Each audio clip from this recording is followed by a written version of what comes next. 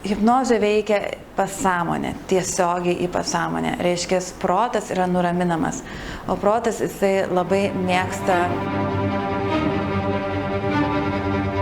Sveiki, aš esu Otilija Dias ir esu hipnozės meistrė. Ir kodėl vadinu save hipnozės meistrė, prisistatysiu, nes esu ir klinikinis hipnoterapeutas, bet taip pat ir meistras hipnozės, tai reiškia, kad gaminu hipnozės įrašus, gaminu hipnozės būtent gydymui. Ir labai tokia įdomi istorija, kaip tapau hipnozės meistru, nes iš tikrųjų niekada gyvenime negalvojau, kad tai būsiu, tuo būsiu ir niekada neplanavau. Tai čia toksai išėjo, kai sako, neieškai ir ateina pats. Tai taip ir gausi. Tai visa pradžia prasidėjo nuo to, kad žuvo mano vyras, mylimasis, prieš 3 metus. Ir tai buvo pačio COVID-o pati pradžia ir Ispanijoje buvo tikrai labai įkarštis. Ir niekas tuo metu net nesuprato, kad tai galima nuo to žūti, mirti ir panašiai. Ir tai buvo tikrai didelis šokas. Ir aš likau su 4 vaikais ir iš tikrųjų buvau labai palaužta ir nieko negalėjau daryti, iš tikrųjų buvo sunku. Ir tokia tragedija, jinai atnešė didžiulius perversmus. Visas gyvenimas apsivertė visiškai ir man, ir vaikams. Ir tuo metu buvo klausimų tokių, kad ar būti, ar nebūti, ką aš čia veikiu. Tokie pamatiniai klausimai atėjo iš vis, kas čia vyksta šitoje planetoje ir ką mes čia veikiame. Ir vienintelį nusprendžiau, kai mačiau savo vaikus, pasižiūrėjau juos ir nusprendžiau, kad taip, aš iš tikrųjų noriu čia gyventi ir aš čia gyvenu. Ir mano čia yra pilna teisė čia gyventi ir aš čia gyvenu. Ir nuo to didžiojo sprendimo viskas prasidėjo.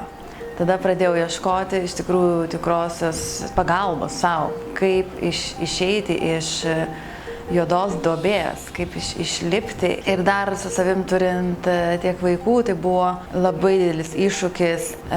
Grįžau absoliučiai į dabartį, į visišką dabartį. Svarbiausia buvo tai, kad yra namai, yra stogas virš galvos, yra maistas ant stalo, yra elektra, internetas, vanduo ir tai jau buvo laimė. Viskas gerai. Ir taip po truputį tik pradėjome vėl iš naujo, visiškai iš naujo visą gyvenimą statyti po dalelę. Ir tai nebuvo iš karto, kad nusprendžiau ir dabar gyvenau, bet tai buvo daug kritimų, daug ėjimų, vėl atsistoti, vėl kristi, atsistoti ir vėl atsistoti. Ir žodžiu, bet sprendimas buvo įvykdytas. Ačiū vaikams, kad jie yra šalia ir tikrai labai stipri motyvacija, kad vis dėlto, ką jie vieni veiks, jie turi turėti mamą. Ir pirmiausia, visi man artima aplinka pasakė, eik pas psichoterapeutą ir tau padės tenais. Ten nuėjus, man išrašė labai daug antidepresantų, receptų ir išrašė psichologą. Tai aš tų antidepresantų taip ir niekada nenupirkau, bet gal tai receptai kažkokie tai davė tokią jėgą, kad jeigu jau labai man bus blogai, tai tada aš jų nusipirksiu. Bet taip, manau, kad buvo blogai, bet aš vis tiek ieškojau alternatyvų. Ir pradėjau labai stipriai su savimi dirbti, pradėjau daug medituoti, sportuoti, vandenis, šaltas vanduo, bėgioti, ta prasme tikrai ir mokytis, labai daug visko pradėjau. Ir žodžiu, taip pat reikėjo pinigų, nes taiga negalėjau aš jų ir net pagaminti, nes nebuvo sveikatos. Tai toks turėjo būti ir greitis, ir atsistojimas, ir vaikai žiūri į mane, ir jiems taip pat sunku buvo, jiems taip pat netektis, taip pat tragedija. Ir va taip po truputį man buvo svarbiausia, kad palaikyti pastovumą.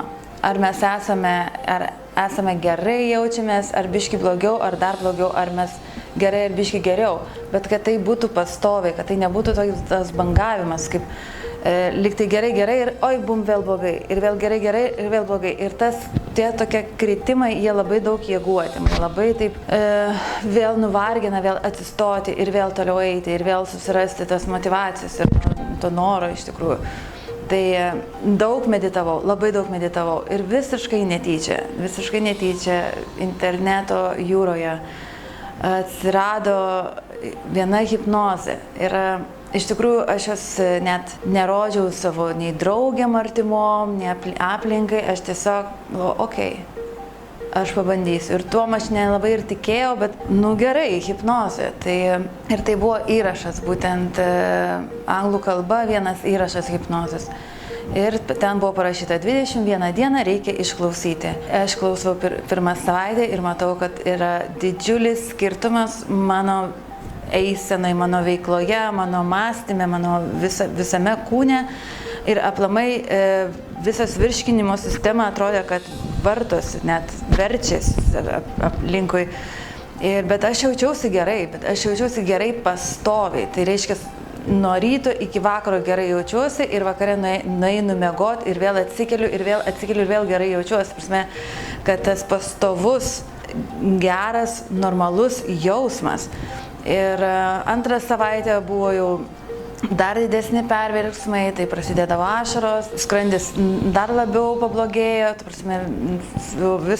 visas kūnas pradėjo keistis ir aš net eisena mano keistis, net mano kalba pradėjo keistis nuo vienos hipnozės ir tik tai po 3 savaičių aš sugebėjau prisipažinti ir pasakyti savo draugėm. Prisipažinau savo draugėm, kad yra toks daiktas hipnozė ir kad aš tai jau klausau 3 savaitės ir man labai stipriai padėjo. Ir tai toks kaip atradimas. Tada pradėjo sklisti hipnozė, iš tikrųjų ir kažkokiu momentu kažkaip tai vis tiek aš labai daug meditavau ir tą surasti savo centrą ir kažkokiu momentu kažkaip aš patekau į mokslus, hipnoterapeutų mokslus Anglijoje.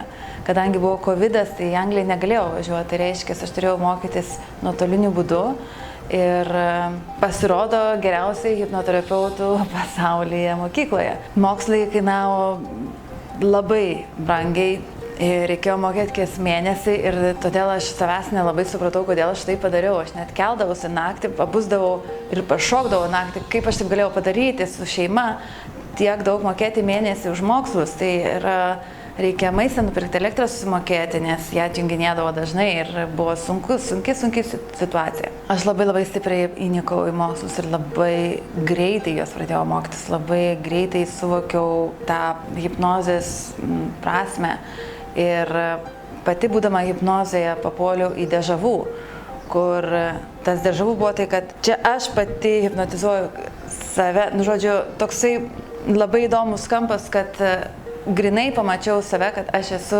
hipnoterapeutas ir patikėjau savim ir galų gale atėjo toks laikas, dabar esu viena geriausių Lietuvos hipnoterapeutų ir hipnozės meistrų. Ir dabar gaminu aš tas hipnozės, kurios tada padarė vienintelę, ta hipnozė padarė man tą didelį stebuklą. Dabar gaminu aš tokias hipnozės ir jos yra meilė sau, ar sveikata, ar koncentracija, ar finansai, ar, sakykime, priimk turtus, ar savivertę kelti, visokių įvairių hipnozių ir kurios daro absoliučiai didžiulius pokyčius žmonių gyvenime. Būtent taip ir kodėl būtent hipnozė taip stipriai veikia, kodėl mes nesusiradom kažkokio kito varianto, nes tikrai jų yra daug. Hipnozė veikia pasąmonę, tiesiogiai į pasąmonę, reiškia, protas yra nuraminamas, o protas jisai labai mėgsta svarstyti, vertinti, pagalvoti, pažiūrėti ir gaunasi, kad pačios esmės žmogus pamiršta. Vien daug mąstydamas ir daug svarstydamas pasidaro juoda, balta, gerai, blogai ar dar panašiai. Pasąmonė neturi vertinimo, pasąmonė neturi logikos. Kai einame į pasąmonę, mes papuolam į tą tokį galimybių lauką, visiškai kvantinį lauką, kuriame yra visos galimybės. Ir todėl žmogus papuolęs į tą lauką ir paklausęs tiesiogiai savo genialios pasąmonės, kodėl yra viena ar kita liga, taip atsitinka ar kitaip, tai gali papulti į vaikystę, gali papulti į savo gimimą, gali papulti net į praeitą gyvenimą. Nes visos galimybės tenais yra lygiai tokios pačios, ar tai yra įvykę dabar, ar tai įvykę prieš 10 metų, ar prieš 50 metų, o gal prieš 500 metų. Papuolus tose vietose, ten ir yra tie mazgai, problemos mazgai, arba jas tiesiog atrišama. Ir suvokiama, suprantama, ir kai tas mazgas atsiriša, tiesiog viskas dingsta. Tiesiog tas energijos gumulas, energijos tas susikaupimas, jisai išyra. Tai vyksta labai greitai, tai pakanka tik pagauti tą momentą, kur susikūrė problema ir ją išspręsti tenais toj vietoj ir žmogus realiai pasveiksta, nes nebelieka tos problemos toj vietoj. Jau daug metų dabar gyvenu su hipnoze, mano vaikai gyvena su hipnoze ir tai mums labai stipriai padėjo. Mano vaikai taip pat buvo traumoje ir taip pat jiems buvo sunku po netekties, tėvo netekties. Mažai tada buvo 4,5 metų, vyresniam sūnui buvo 11 metų ir iš tikrųjų reikėjo jos gydyti taip pat. Ir taip pat padėjo būtent hipnozė, būtent šitas dalykas. Labai keista dilema tokia buvo, kad būtent sūnus iš pradžių net nepriėmė hipnozės ir labai sunku negalėjo aš jo gydyti, o jisai pradėjo, iš to tokio šoko prasidėjo širdies tokia kaip aritmija ir oro trūkumas ir tokie priepuoliai, kur atrodydavo, kad ar jis prakvepuos tą momentą.